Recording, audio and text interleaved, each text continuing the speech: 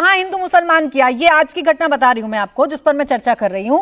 राम मंदिर हो तिरुपति में, चाहे इस्कॉन मंदिर हो, जितने भी बड़े मंदिर है हिंदू मान्यताओं के, उन्हें धमकी मिली है और राम मंदिर के मसले में एक आरोपी को पकड़ा भी गया है। अब यहां पर सरकार ने कौन सा हिंदू मुसलमान वाला खेल खेल दिया, बताइए जरा। फिर आ रही हूं, तो इन तीन में से किसी ने निंदा की है क्या उसकी? विनोद जी 1 मिनट, देश भर में पिछले जवाब आने दीजिए। धमकियों का लगातार सिलसिला जारी है। हाँ बोलिए। लेकिन इनके मुंह में से एक शब्द नहीं निकलेगा। एक मिनट मैडम, मैं आपको क्या कह रहा हूँ, मैं सरकार पे इल्जाम नहीं लगा रहा हूँ, मैं सरकार पे इल्जाम मत लगा, लेकिन सही आतंकवादी को बताओ ना कहां छुपा रखा है आपने।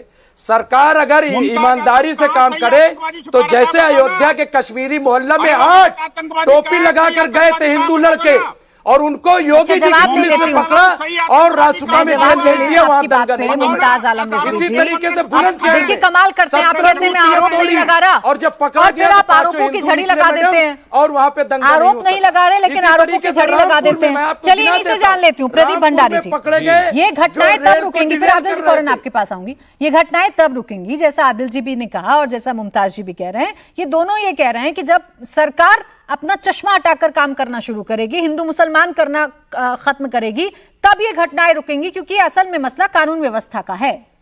रांची जी, असल में मसला यह है कि इस देश के कुछ राजनीतिक दल आतंकवादियों को भी इसीलिए बैक करते हैं क्योंकि उनको वोट बैंक राजनीति करनी है। मैं आपको इंडिया टीवी की रिपोर्ट दिखाऊंगा। ये रही 9 साल पहले इंडिया टीवी का वीडियो जिसमें 5 मिलियन व्यूज आए हैं और ये असदुद्दीन ओवैसी ने कहा है कि याकूब मेनन जो आतंकवादी है, जो सुप्रीम कोर्ट द्वारा हैंग हो चुका है, याकूब मेनन को इसीलिए फांसी दी जा रही है क्योंकि ये मुसलमान है। ये असदुद्दीन ओवैसी के स्टेटमेंट है जो इंडिया टीवी ने रिपोर्ट किया है। अब मुझे बताइए, ये देश के अदालत ने याकूब मेनन के खिलाफ कार्रवाई करी। याकूब मेनन आतंकवादी है। आतंकवादी को कौन बैक कर रहा है? ये असदुद्दीन ओवैसी की पार्टी बैक कर रही है। आपके शो पे अभी तक रफीक के खिलाफ कार्रवाई की इन्होंने बात नहीं करी, इधर उधर की बात करें। आपको लॉ एंड ऑर्डर पे सवाल पूछना है, मैं बताऊंगा 78% रॉबरी कम डाउन हुई उत्तर प्रदेश के अंदर, 43.21%, मर्डर कम डाउन हुए 67.42%, राइट्स कम डाउन हुए 70% जो है।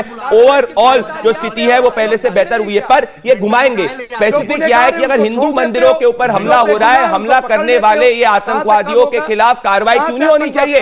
ये धर्म और जाति क्यों ढूंढते हैं? जो याकूब मेनन को कहते हैं कि उसको सिर्फ इसीलिए हैंग किया गया क्योंकि वो मुसलमान था, ये लोग बुरहान वानी को बैक करते हैं। पूछिए इनसे मुर्तजा कौन है जिसने गोरखनाथ मंदिर का हमला किया? मैं पूछूं इनसे, पूछिए मुर्तजा कौन है जिसको इनायत कोर्ट ने फांसी दी? आदिल हसन जी से जवाब ले लेती हूँ। कौन है मुर्तजा?